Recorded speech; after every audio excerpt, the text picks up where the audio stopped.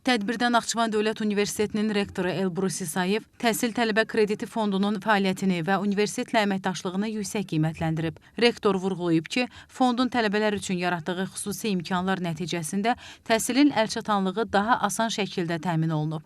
Universitetdə təşkil olunan təhsil tələbə krediti ilə bağlı məlumatlandırma və təşviq xarakterli görüşlərdə bu imkanlar diqqətə çatdırılır.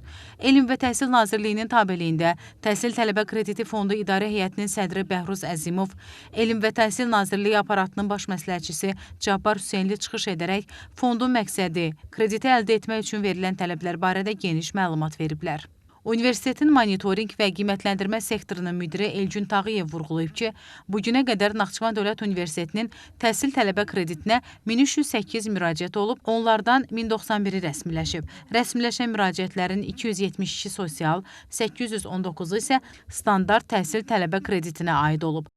4-cü tədris ilidir ki, kreditlərin verilməsini, artıq 8-ci semestrdir ki, kreditlərin verilməsini həyata keçirdirik və hər semestr, hər tədris ilində kreditə müraciət artan dinamika ilə davam edir. Bugün də Naxçıvan Dövlət Universitetində müvafiq olaraq maarifləndirmə işini, tədbirimizi keçirtdik. Elə Naxçıvan Muxtar Respublikasında bu təsadüf deyil ki, ən böyük təhsil müəssisəsidir və burada ən çox tələbə təhsil alır, eyni zamanda ən çox təhsil kreditindən istifadə edən tələbə Naxçıvan Dövlət Universitetindədir. Görüşün sonunda tələbələri maraqlandıran suallara aydınlıq gətirilib. Kifayət Mahmudova, Akşin Məhərrəmov, NTV Xəbər.